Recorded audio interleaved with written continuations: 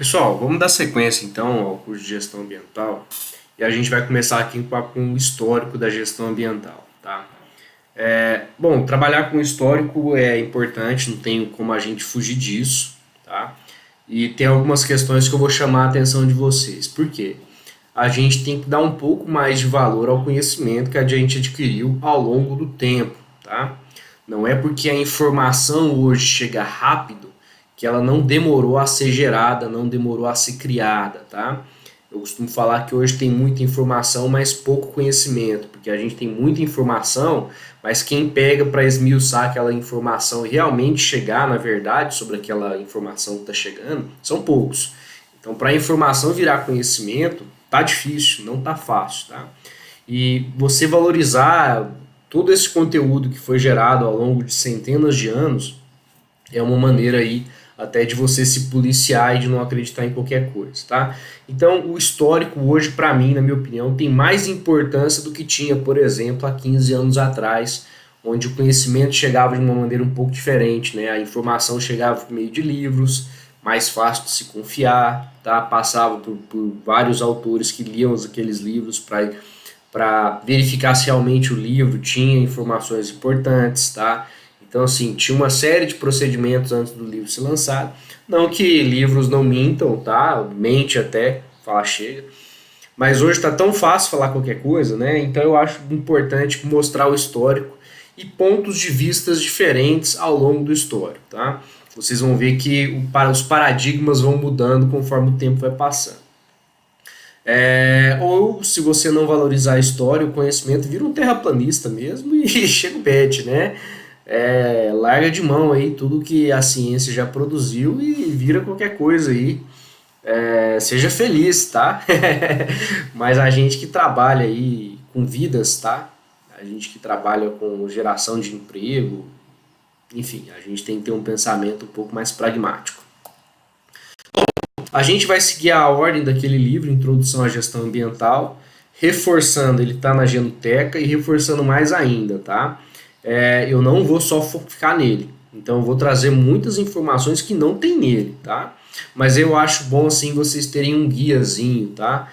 E é bom para mim ter alguns guiazinhos para estar seguindo, né? No caso, guiazinho são os livros, tá? Para não escapar muito da matéria. Como eu falei, gestão ambiental ela envolve muitas disciplinas, vamos dizer assim. Então eu acho bom eu tomar esse cuidado para não entrar muito em outras disciplinas, tá? Então eu julguei pertinente fazer isso.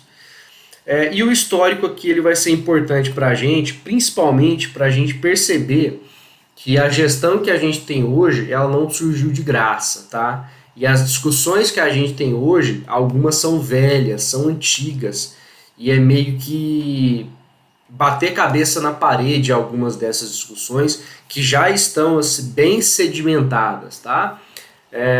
Vou fazer uma pequena analogia para vocês perceberem um pouco essa questão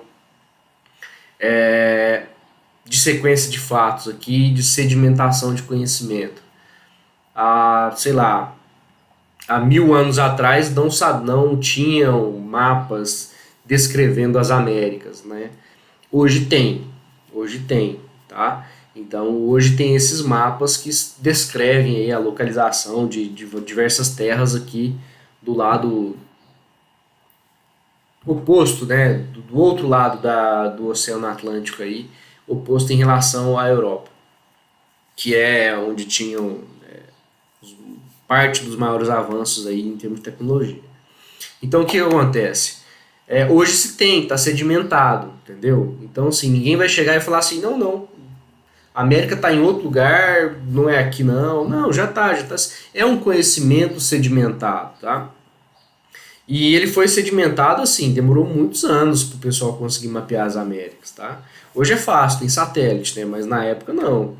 Então assim, é importante a gente valorizar esses conhecimentos sedimentados, tá? Para não ficar batendo, discutindo coisas que já estão, já passou, tá? Teve a época de algumas informações serem paradigmas e não são mais e não são por conhecimento nosso, tá?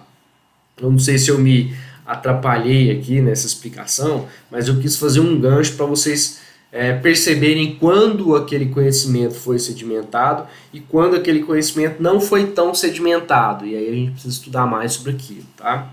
E sempre vamos precisar estudar mais sobre qualquer coisa, tá? E rever conceitos importantes, tá? Esses conceitos importantes podem cair para vocês em provas, em algum dia aí, algum concurso, quem for prestar. Relembrar fatos, revalorizar fatos e reconhecer fatos que a gente não conhecia, tá? Então, reconhecer a importância de alguns fatos que a gente às vezes não conhecia, não tivemos ao longo dos nossos estudos, né, de ensino fundamental, médio, assim por diante. Então, eu acho importante revisitar alguns fatos para entender outros que acontecem hoje em dia, tá? E profundamente aumentar o nosso embasamento teórico, né? Não teórico. Depois eu conserto antes de enviar para vocês. Eu vou tentar lembrar de consertar, tá? Ter embasamento é importante, tá? Porque você vai conversar com pessoas ao longo da sua vida para você demonstrar que o seu conhecimento está mais certo sobre determinado assunto. Se você não tem embasamento para você poder explicar determinadas situações, você vai ter problema, tá? Às vezes a pessoa vence, entre aspas, a discussão de você e a empresa toma uma decisão baseada nessa pessoa e a decisão foi errada porque o conhecimento da pessoa está errado, mas a pessoa tem um poder de argumentação ou simplesmente fala mais alto, né? Querendo se impor, e aí você não rebateu argumentando, e aí... né? Para que estudou tanto, né? Estudou tanto para chegar e não ganhar a discussão. Ganhar entre aspas, tá? Porque não tem vencedores, né? A gente tem que tentar tomar a melhor decisão, mesmo que ela não seja mais perfeita, tá? Então, ganhar entre aspas, eu não gosto nem de falar dessa maneira, mas eu acho importante vocês tentarem sempre argumentar com embasamento e não argumentar com achismo. Pessoal, eu fiz de um jeito diferente, tá? Como eu estou ministrando duas disciplinas aí para engenharia florestal, para não ficar aí o aluno às vezes tem aula nas duas disciplinas, para não ficar parecido às duas disciplinas, eu fiz de um jeito diferente essa aula aqui, vamos ver se vocês gostam. Inclusive eu vou ver se eu lembro de colocar isso como pergunta para vocês no formulários, tá? Eu fiz aqui uma régua de eventos, tá? É uma régua de eventos históricos. Eu comecei em 1750, porque está mais próximo, tá? Antes disso, pouco se falava em questão ambiental, praticamente nada, tá? Se alguém falava, falava meio que assim, né? Até estudava, né? É diferente você falar de sustentabilidade, consciência para conservação, que são termos mais recentes, e falar de estudos da natureza. O ser humano estuda a natureza tipo, tem relatos aí de 2000 anos antes de Cristo de pessoas que analisavam aí plantas, catalogavam, né, para saber o que era aquela planta, o que era aquele inseto, assim por diante, tá? Mas para isso se tornar uma ciência que foi utilizada na questão de gerir o ambiente ou de perceber a importância do ambiente, aí é realmente recente na história, tá? Bom, o Brasil é um baita sofredor disso, né? Exploração de madeira, o pau-brasil foi embora, tudo para a Europa, né? Sistema de plantação baseado em monocultivo, né? No plantation, né? De cana-de-açúcar, depois virou praticamente monocultivo aí de café em algumas regiões, de soja. Então, assim, o Brasil sofreu bastante com esse histórico, né? E não ter se pensado no papel que as plantas que tinham aqui poderiam desempenhar, e às vezes melhor, né? Demorou muito tempo para o Brasil perceber que o que a gente tinha aqui poderia ser muito bom, né? Bom, Cerrado nem se fala, né? Só nos anos 2000 que a gente foi olhar para o Cerrado com uma cara um pouco mais em termos de viabilidade econômica, de utilização de recursos do Cerrado. Então, assim, por isso que eu estou começando em 1750. Começou a ter os primeiros pensamentos um pouco mais sérios em termos de proteção ambiental, tá? Vamos começar com a Revolução Industrial, tá? A Revolução Industrial começou na Inglaterra, e essa Revolução Industrial na Inglaterra gerou uma série de consequências para o mundo, tá? O que foi a Revolução Industrial? Gente, mais ou menos 1750, mas assim, não vou colocar uma datação tão precisa, tá? Ali mais pro final do século XVIII, aqui eu coloquei século XIII, é X, V, tracinho, tracinho, tracinho, também vou arrumar para vocês, tá? Século XVIII e começo do século XIX, até meados do século XIX, ali mais ou menos no 1850, teve essa primeira revolução industrial. Por que é importante a gente entender isso daqui? Porque neste momento da história, o pessoal tava nem aí, tá? Descobriram que as máquinas poderiam fazer trabalhos que os seres humanos faziam, construíram máquinas grandes, tá? Que precisavam de muito combustível para funcionar, e eles utilizavam aí o carvão para acender as caldeiras, né? E gerar essa energia necessária para você utilizar a máquina, né? Para a máquina funcionar. E, enfim, vamos aumentar a nossa produção aqui, tá? Neste momento da história dos seres humanos, roupas eram fabricadas artesanalmente ainda, tá? E com a Revolução Industrial, agora a gente tinha indústrias têxteis imensas que produziam roupas aí em grande monta, tá? Então a indústria têxtil aumentou demais, né, a sua produção. E todas as outras indústrias aumentaram demais a sua produção. Ninguém parou para olhar e falar assim, gente, será que a gente não está destruindo essa área aqui demais, não? Será que essa madeira que a gente está usando de carvão não vai fazer falta, não? Vai, e ia, tá? E fez falta mais para o futuro. Mas a vontade de crescer dos países foi tão grande, e a Revolução Industrial surgiu na Inglaterra, que é uma ilha, né? A Grã-Bretanha é uma grande ilha onde fica a Inglaterra. Uma hora o recurso começa a acabar, tá? Mas a vontade de crescer foi grande demais. E aí o que acontece? Eu coloquei uma imagem, tá? Tem várias imagens, tá? Ilustrações do período, mas essa eu achei bem interessante porque mostra o rio, mostra uma usina do lado do rio, com certeza vomitando aqui dejetos nesse rio à torta e à direita. Fumaça, aqui, dá para você ver que essas nuvens aqui são todas nuvens de fumaça, uma fumaça escura, tá? Hoje, quando a gente anda na rodovia e vê uma termoelétrica soltando uma fumaça escura, eu pelo menos olho e falo assim, nossa, imagina 50 dessas, sabe? E você morando do lado. Imagina o tanto de problema que você não ia ter de respiração, né? De problemas respiratórios. Então, assim, na época era normal, tá? Na época era normal. E vamos que vamos, né?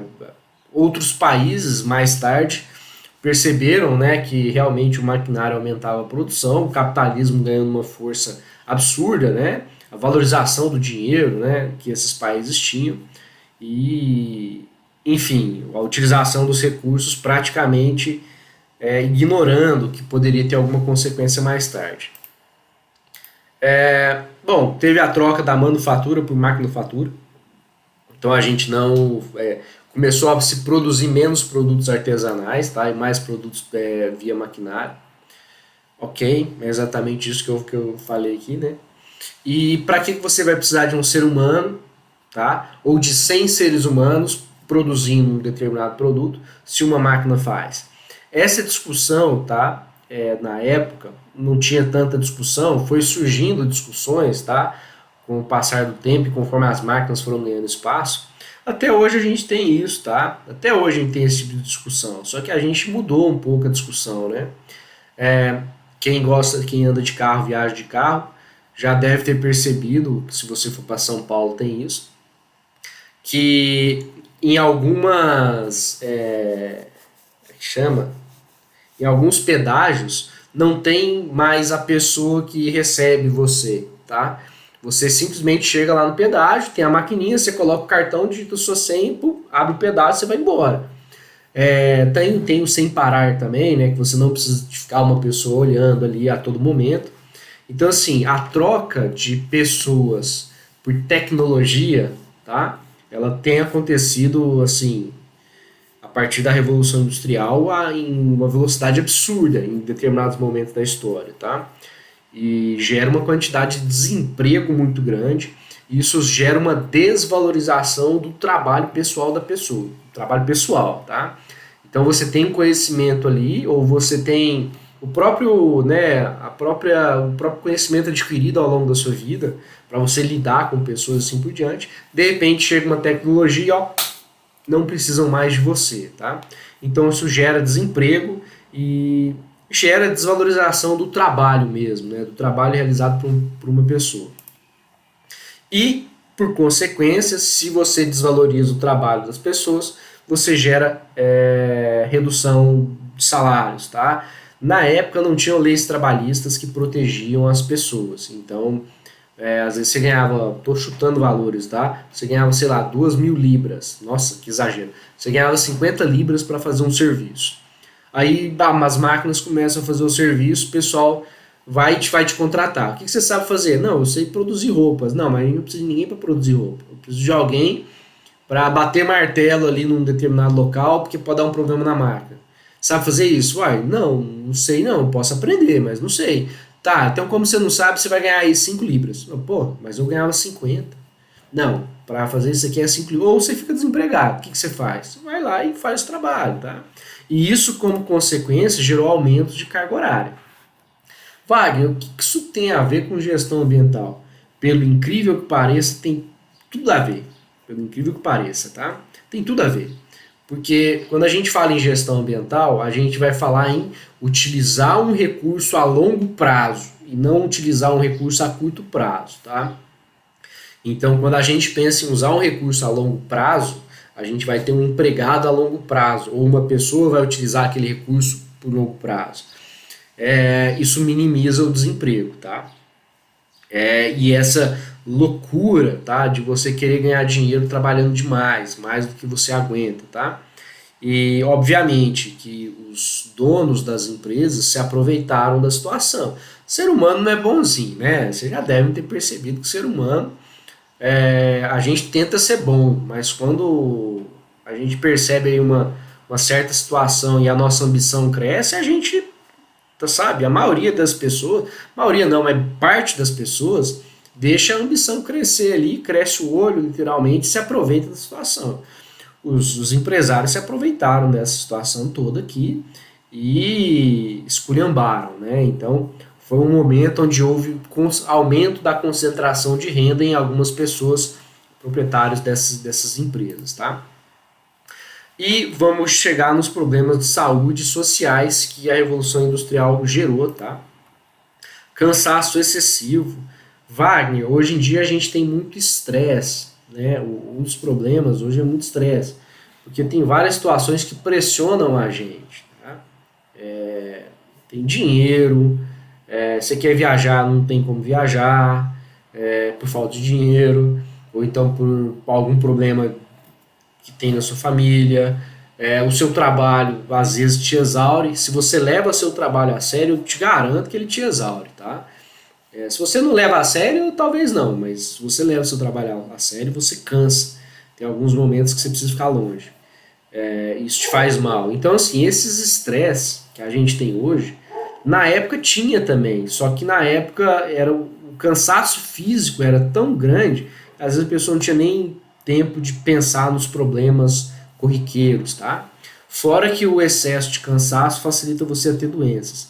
Então imagina, né? Você vai trabalhar mais ganhando menos e com uma qualidade de vida menor. Qualidade de vida é uma coisa importante que a gente vai falar bastante ainda mais para frente. E as pessoas, né, começaram a se concentrar em fábricas, começaram a se concentrar nos locais de trabalho. A pessoa não trabalhava mais em casa ou trabalhava ali no ambiente familiar. Ela começou a trabalhar com várias outras pessoas,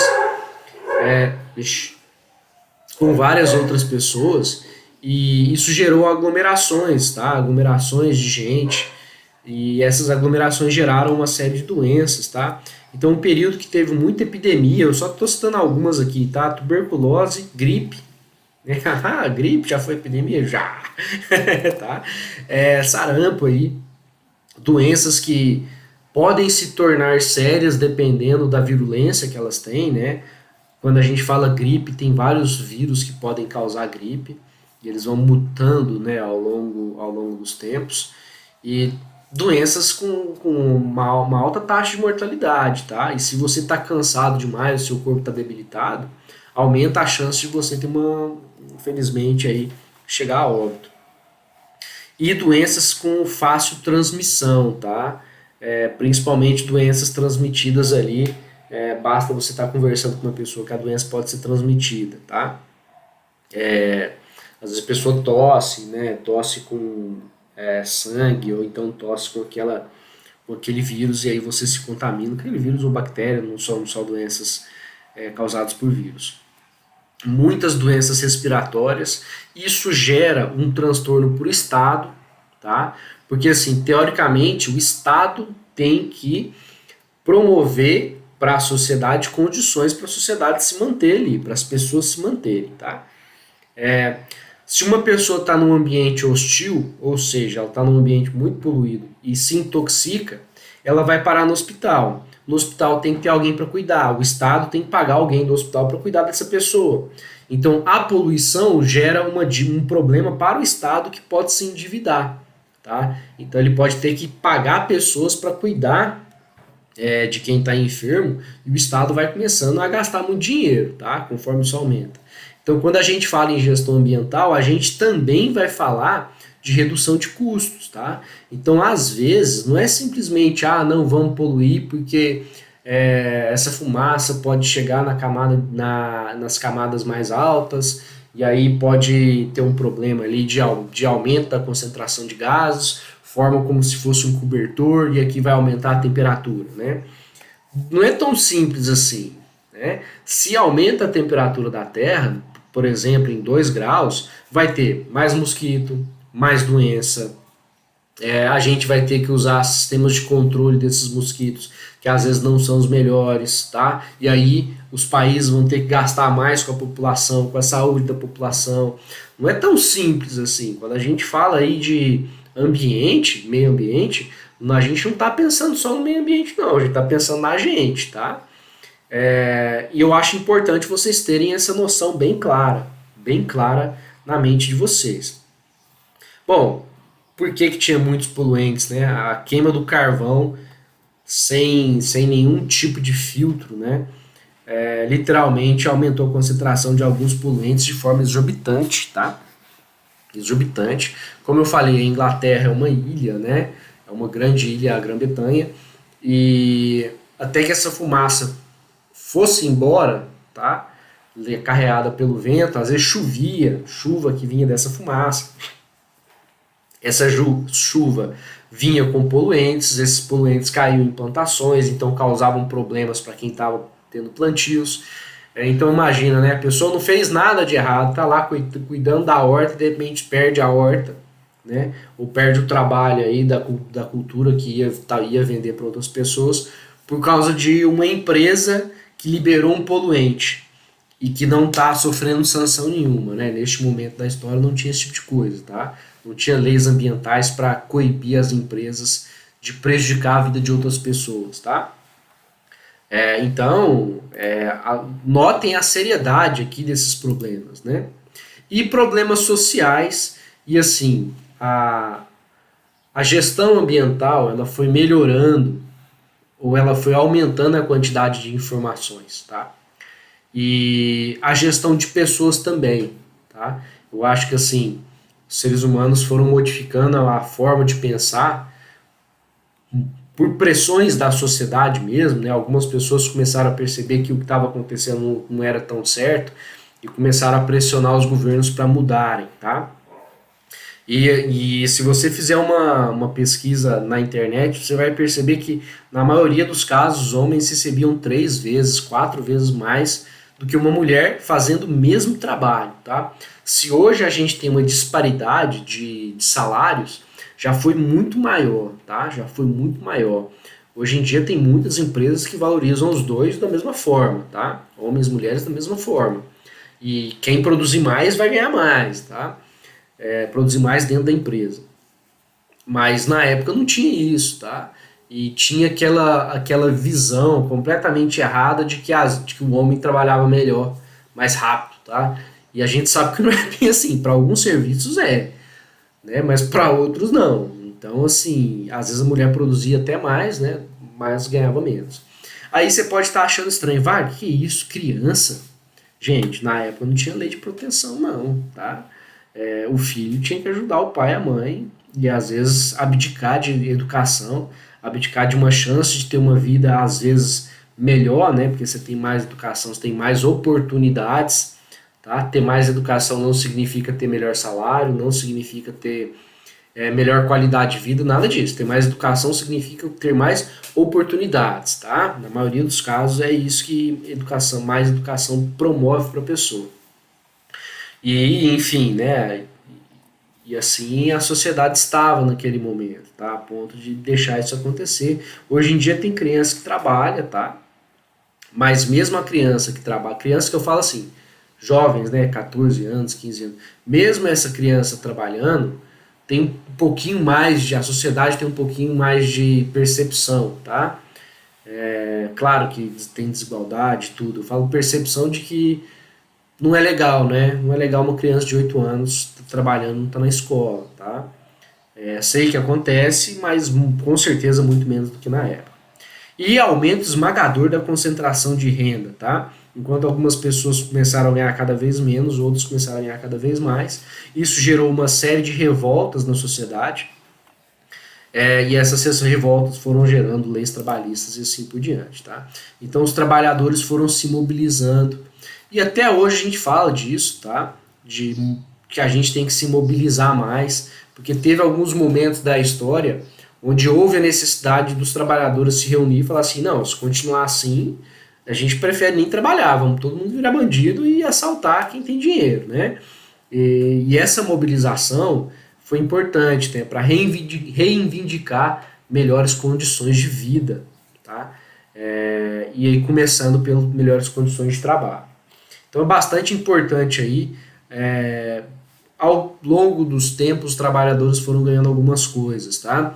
Desde usar equipamentos para se proteger ali no serviço, a empresa ter que fornecer esse equipamento para a pessoa, tá? Até reduzir a carga horária, que é extremamente importante. Por algum tempo, tá? Não sei se vocês já pegaram essa discussão, se teve a ideia de reduzir carga horária das pessoas, porque quando você reduz a carga horária, você dá mais chance de outras pessoas trabalharem naquele serviço, né? Por exemplo, eu trabalho 40 horas, né? Vamos supor que, Wagner, não, agora você vai trabalhar 20 horas só. Significa que outra pessoa pode pegar e trabalhar nas outras 20 horas, né? Porque eu vou fazer falta nas outras 20 horas quando eu vou estar trabalhando. Então, assim, teve muita discussão ao longo do tempo, né, de qual seria a carga horária ideal para os trabalhadores.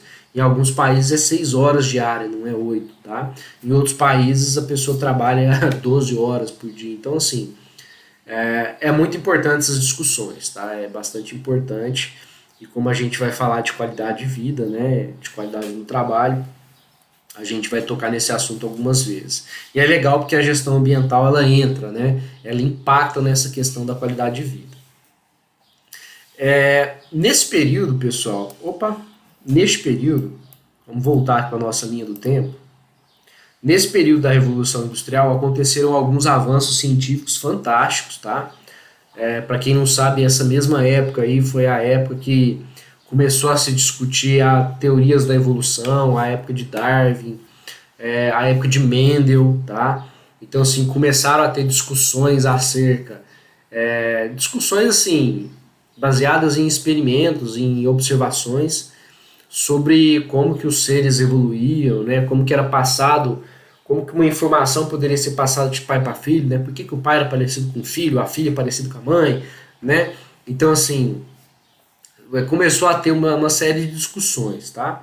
E tem uma dessas discussões que ela é particularmente importante para a gente da área da gestão, que é uma teoria que é a teoria do crescimento de Thomas Malthus, tá?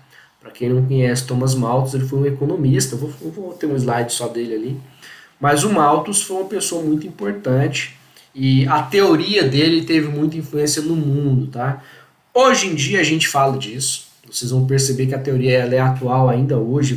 Eu acho que assim, basta a população humana começar a aumentar demais, a gente não conseguir produzir alimentos para todo mundo, não somente alimentos, como recursos, tá? Aqui a teoria dele é baseada em alimentos, mas hoje tem a ver com recurso, com outros recursos, não somente alimentos. E aí as consequências disso. Vamos para a teoria dele? Vamos lá, né? Thomas Malthus, fotinha dele aqui. Ele fez um trabalho, e assim, o trabalho ele foi publicado, né? Ele foi discutido na sociedade científica, e não somente na sociedade científica, né? Mas os economistas, os administradores políticos, demagogos da época, em 1798, tá? Então ainda estamos aí no decorrer da primeira Revolução Industrial. Eu vou mostrar um gráfico aqui, pessoal. Aqui embaixo temos o tempo passando e aqui a quantidade, tá? Quantidade de alimentos necessários para a pessoa se alimentar. Então, deixar assim. Lembrando que a Grã-Bretanha ela é uma ilha, tá? Então é mais fácil perceber a situação. Quando a gente fala em mundo, o mundo é grande demais, tá? Talvez não seja tão fácil, mas vamos imaginar aí uma situação um pouco mais específica, tá? Mas serve para todo mundo isso daqui. Vamos lá. Ele percebeu, por meio de dados que eles tinham do governo, que a população, não somente dados do governo, mas estudos, tá? O pessoal desenvolvia estudos, que os seres humanos eles têm uma capacidade muito rápida de crescimento. Na verdade, qualquer ser vivo que tenha recursos suficientes e não tenha inimigos naquele ambiente, tá? Competidores ou predadores, esse organismo vai crescer numa velocidade muito grande. Basta você pegar bactérias no meio de cultura, dar alimento a rodo para essa bactéria e coloca lá algumas, bota uma mini gotinha de bactérias ali. Rapidamente as bactérias vão ocupar todo aquele espaço, porque não tem ninguém que controla ela, vai crescer numa velocidade muito grande. E aí ele plotou isso numa curva. Ele foi lá e falou assim, o crescimento da humanidade tem esse potencial aqui. Então, se a gente tem poucas pessoas agora, essas pessoas vão procriar, e a gente vai aumentar o número de pessoas muito rapidamente, tá?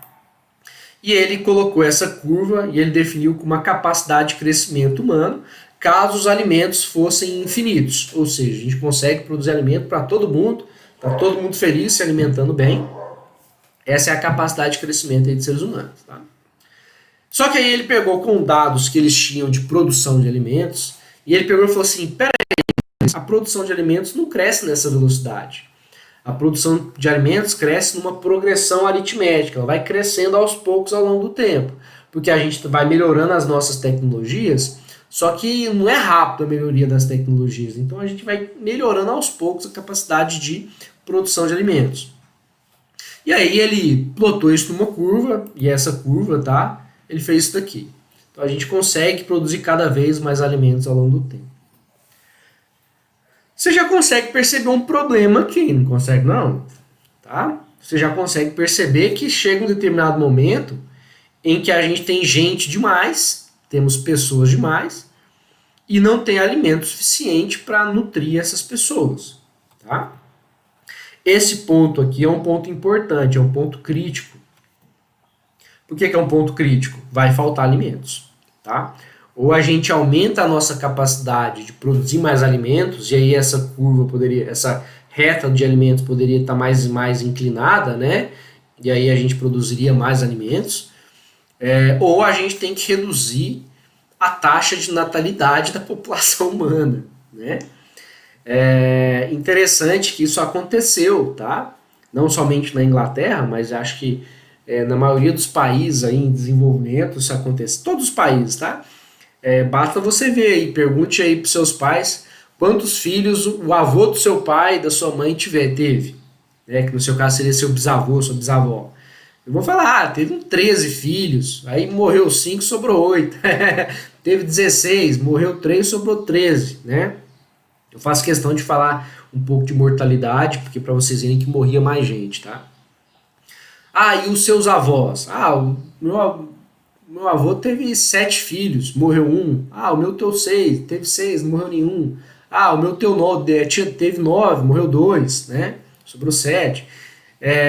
Hoje em dia, seus pais tiveram quantos filhos? 3? 2? Tá. Você, né? Você acha que vai ter quantos filhos? Duvido que passe de 2, tá?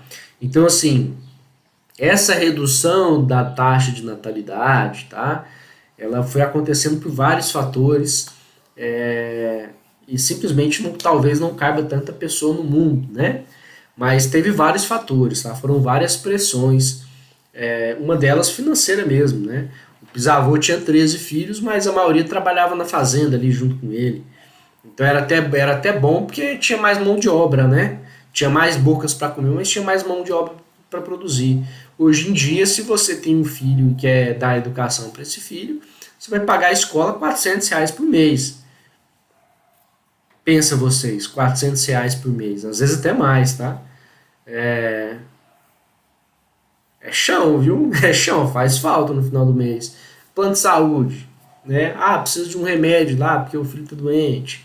Ah, o filho tem um problema lá e ele não tem dificuldade em ingerir lactose, o leite é mais caro, o alimento é mais caro. Não é fácil não, né, gente? É complicado. Então, assim, perceberam isso na época, né? Ele percebeu, foi a primeira pessoa a teorizar isso. E aí, o que, que ele percebeu também? Ele percebeu que, ok, a produção de alimentos reduz a capacidade do ser humano de crescer exponencialmente, tá? Claro que também tem outras coisas, tem doenças, tá? Tem outras coisas. Mas o foco dele era na alimentação. Então, a produção de alimentos em algum momento vai limitar o crescimento humano. E aí ele teorizou uma outra curva, tá? Uma outra curva aqui. Então, ao invés dos seres humanos crescerem exponencialmente, que seguiria essa curva vermelha, eles começam a ser controlados pela alimentação, pelos alimentos, tá? Então, conforme falta alimentos, não tem como o ser humano ter disponibilidade de continuar crescendo a sua população. Então, ele vai começar a ser controlado, isso aqui vai virar, né, tem hora que vai aumentar a população mais da capacidade, depois vai diminuir a população abaixo da capacidade de produção de alimentos e assim por diante. Então, a gente vai começar a ser controlado pela produção de alimentos, tá?